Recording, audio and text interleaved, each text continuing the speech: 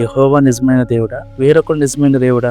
ఆనాడు ఇశ్రాయేలీయుల ప్రజలు కూడా అలాగే వాళ్ళు రెండు విషయాల మధ్య తడబడుతూ ఉన్నారు. యెహోవా నిజమైన దేవుడా, బయలు నిజమైన దేవుడా? ఏలియా గారు ఆ రోజు చెప్పారు, యెహోవా నిజమైన దేవుడైతే ఆయనను ఆరాధించండి, బయలు నిజమైన దేవుడైతే ఆయనను ఆరాధించండి అని చెప్పి ఆ రోజు బయలు దేవతను పూజించే వాళ్ళు అక్కడున్న ప్రవక్తలు 450 మంది బయలు ప్రవక్తలు ఇక్కడ ఉన్నప్పటికీ ఏలియా గారు ఒక్కడే యెహోవా దేవుని పక్షంగా ఉన్నాడు. ఆ రోజు ఎవరు నిజమైన దేవుడు అని వాళ్ళు సతమతమవుతున్న వాళ్ళకి 2 విషయాలను చెప్పాడు.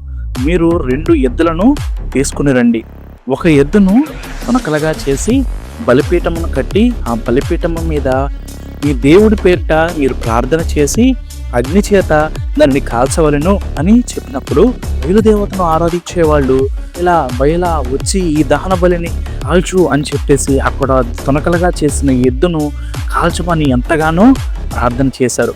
కానీ అక్కడ ఎంతగా ప్రార్థన చేసిన ఉదయం నుంచి మధ్యాహ్నం వరకు ప్రార్థన చేస్తూ కేకలు వేస్తూ గంతులేస్తూ గట్టిగా ప్రార్థనలు చేస్తూ ఉన్నారు. కానీ ఆకాశం నుంచి అగ్ని దిగి రాలేదు.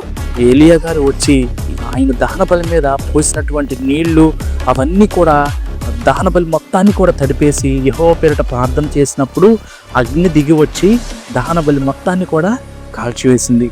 ఏమైనా వారలారా, అలాగే ఆనాడు కూడా ఇలాగే 2 దేవుళ్ళ మధ్య సతమతమవుతున్న మనుషులని ఏలియా గారు ఒక తాటి మీదకి తీసుకొచ్చాడు. యెహోవాయే నిజమైన దేవుడు అని చెప్పి చాటి చేసి చూపించాడు.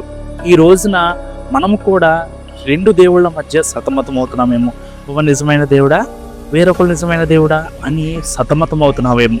విశ్వాసము చేత నువ్వు ప్రార్థన చేసినట్లయితే నీకు కావలసినటువంటి మేళ్లను నువ్వు పొందుకుంటావు, అద్భుతాలను చూస్తావు. ఆనాడు కూడా ఇశ్రాయేలీయుల ప్రజలందరూ కూడా సతమతమవుతున్న వాళ్ళందరూ కూడా యెహోవా చేసిన అద్భుత కార్యాన్ని బట్టి వాళ్ళందరూ యెహోవా తట్టు తిరిగి ఉన్నారు. యెహోవాను ఆరాధించే మనుషులుగా మార్చబడ్డారు.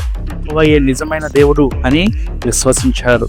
మనందరము కూడా దేవుని యొక్క 2వ రాకడ సమయానికి మనము సిద్ధపాటు కలిగి జీవించాలి. చిన్ని మాటలను దేవుడు దీవించును గాక. ఆమేన్. God bless you.